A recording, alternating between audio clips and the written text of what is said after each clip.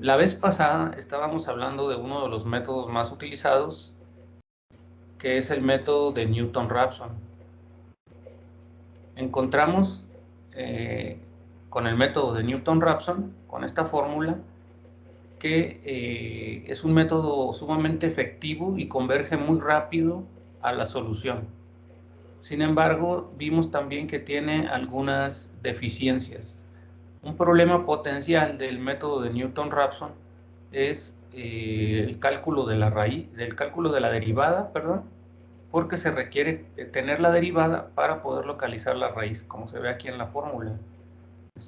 Otro problema potencial es cuando esta derivada es cercana a cero. En este caso, al dividir entre valores cercanos a cero, pues mi solución no converge fácilmente, ¿verdad? Muchas veces diverge, como se ve en estas gráficas. Bueno, a pesar de eso, el método de Newton-Raphson es uno de los más utilizados. Pero ¿qué podemos hacer si, por ejemplo, no podemos calcular la derivada? O que sea muy difícil de calcular la derivada, ¿no? Entonces, si no me quiero meter con ese problema del cálculo de la derivada, yo la puedo aproximar, esa derivada, utilizando una diferencia dividida finita. ¿Qué es una diferencia dividida finita? Pues es el cálculo de una pendiente o una derivada, pero basado en lo que conocemos como una secante, ¿verdad? Le llamamos secante cuando dos puntos de la curva son tocados por la recta. Puede ser que estos dos puntos estén muy cerca uno del otro hasta el momento en que solamente la recta toque a la curva en un solo punto. A eso le llamamos tangente, ¿verdad? Que es la derivada exacta en el punto, la tangente. Cuando tengo yo dos puntos, es, digamos, una secante. ¿Ok? Y esta secante la podemos considerar entonces una aproximación a mi derivada. Es por eso que vamos a desarrollar el día de hoy el método de la secante. Este método de la secante, para poderlo desarrollar, voy a necesitar, en lugar de un punto, dos puntos. No confundirse, porque este método de la secante sigue siendo un método abierto. Acuérdense que el de la bisección es un método cerrado, ya que dos puntos encierran a la raíz. En este caso vemos que estos dos puntos no encierran a la raíz. No necesariamente encierran a la raíz, pero necesitamos los dos puntos para poder aproximar a la derivada, a la pendiente, ¿verdad? En este punto. Entonces, ¿qué vamos a hacer? Vamos a calcular la pendiente que tiene la línea recta que cruza por estos dos puntos. Para calcularlo vamos a dividir la diferencia entre los incrementos de la función f de i menos 1 menos f de xi. Lo vamos a dividir entre xi menos xi menos 1 menos xi, ¿verdad?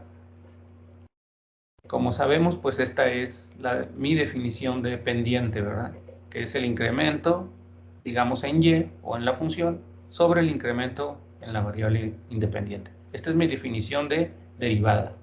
Entonces, por eso es de que aquí yo puedo decir que esto es una aproximación o es más o menos igual a mi f' de xi, a mi derivada. Continuamos. Estamos entonces mostrándole yo cuál es la diferencia o la razón de ser de este método que se llama el método de la secante. Entonces, básicamente, el método de la secante, lo que vamos a hacer es que en lugar de que yo calcule la derivada en forma analítica o manualmente, vamos a aproximarla tomando una diferencia dividida, utilizando los mismos valores que tenemos de la función, agregando un punto y sustituyendo ahora este valor que aproxima a la derivada en el método anterior de Newton-Raphson. Vamos a ver, si se acuerdan, el método de Newton-Raphson nos dice que podemos encontrar la raíz considerando un punto menos la función entre sus derivadas. Entonces ahí uso yo la derivada. Ahora ese valor de derivada lo voy a sustituir por su diferencia dividida, que es f de xy menos 1 menos f de xy entre xy menos 1 menos xy. Sustituyendo esto en esa fórmula que acabamos de ver de Newton-Raphson, lo que voy a obtener es esta fórmula de aquí.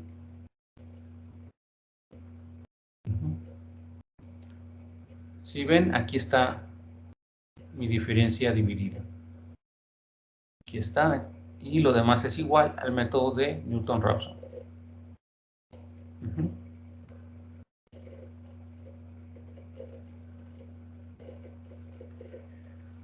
Y así es como queda mi fórmula entonces para el método de la secante. Si se fijan, bueno, pues es un poco más elaborada que la de Newton-Raphson, pero no necesito calcular la derivada. Únicamente necesito 2 puntos y los valores de la función en esos 2 puntos.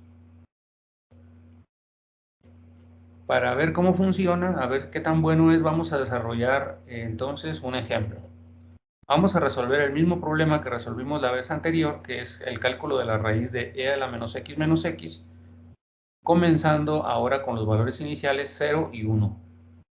Aquí vemos la primera diferencia, ¿verdad? Que antes no necesitábamos 2 valores y ahora sí necesitamos 2 valores para iniciar. 2 valores de preferencia que sean cercanos, esos 2 valores, para que me den un buen valor de aproximación de la derivada.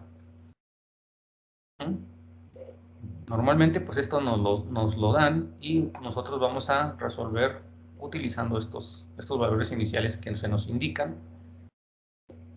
Y vamos a proceder entonces a calcular con esta fórmula la raíz. Vamos a ver cómo queda. Bueno, tomo mis 2 valores que son 0 y 1. Vean que he puesto que aquí se propone que el 0 sea el valor xy menos 1 y el x0 va a ser igual a 1. Entonces, como me dan esos 2 valores, con esos 2 valores yo aquí calculo los valores de la función en esos 2 puntos. Por ejemplo, para x, cuando x vale 0, la función vale 1, ¿verdad? Tengo que venir a la función y evaluar. ¿Dónde está mi función? Aquí está. Que es e a la 0, pues es 1, menos 0, pues es 1, ¿verdad? Aquí. Luego, cuando x vale 1, pues tengo que hacer e a la menos 1, menos 1, ¿y esto cuánto me da? Pues me da menos 0.6321. Con estos 4 valores conocidos ya calculados, vengo yo y pongo mi fórmula, esta de la secante. Aquí voy a sustituir todos estos valores como se me indica en la fórmula. Aquí la fórmula me dice que primero tome yo el xy, que es el valor, en este caso,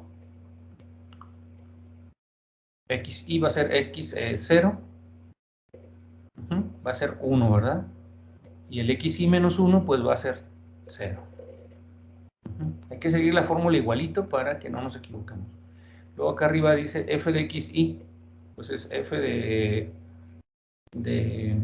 x0, pues me va a quedar menos 0.6321 aquí arriba, y lo multiplico todo por xy menos 1 menos xy, o sea, x0 menos 0 menos 1 aquí arriba, y abajo lo divido entre f de xy menos 1, que es 1, menos de la fórmula, y menos de f de xy, que también es negativo, 0.6321. Sustituyo simplemente lo que me dice la fórmula, con cuidado, ¿verdad?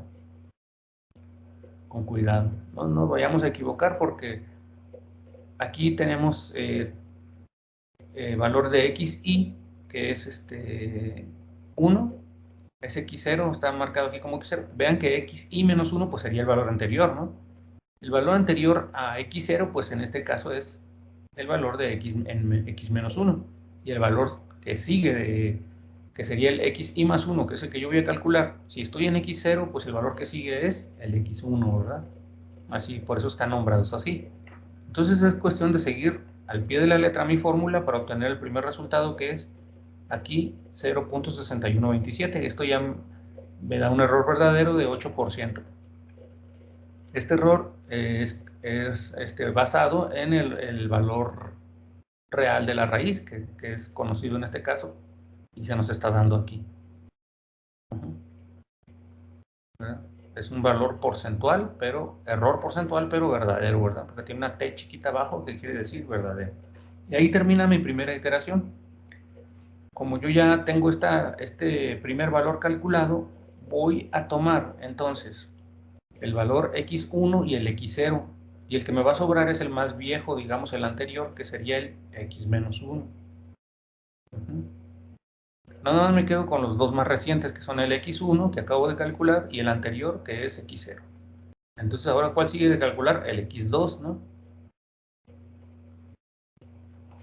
Bueno, primero, ya paso a la siguiente iteración, lo primero que ya hago es calcular los valores. Bueno, primero eliminar el más viejo y quedarme con el x0 y el x1, que aquí están conocidos, son 1 y 0.6127. Para esos dos valores yo calculo sus valores en la función original, ¿verdad? La evalúo y me da estos dos valores. Ya con estos cuatro valores, ahora sí vengo a mi fórmula del método de la secante para calcular x2. Y sigo al pie de la letra lo que me indica la fórmula, ¿verdad? xi, f de xi. Entonces acuérdense que ahora xi va a ser 0.6127 y f de xi va a ser menos 0.0708, que está aquí. Igual, sustituyo nada más todos los valores que me indica. ¿Y qué me va a dar? 0.5638.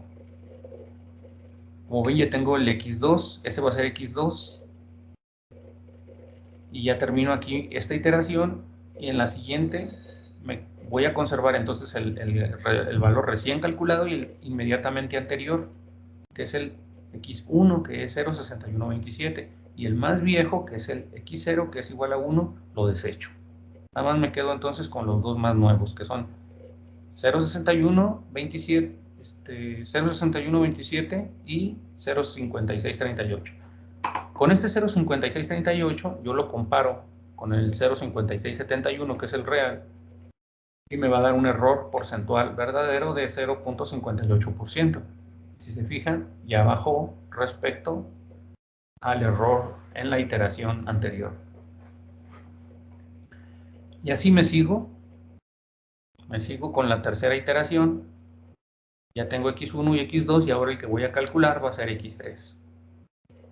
Con x1 y x2 yo calculo f de x1 y f de x2. Con estos cuatro valores yo ya puedo calcular, los meto a la fórmula, estos cuatro valores, y ya puedo calcular el siguiente valor, que es x3.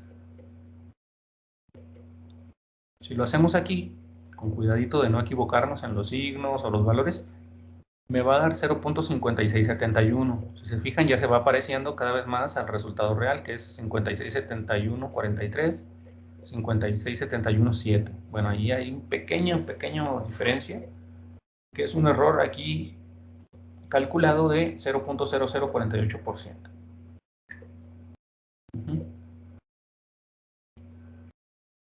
Entonces, bueno, así es el método de la secante. Si se fijan, pues la fórmula es un poquito más laboriosa, pero no tenemos que calcular la derivada.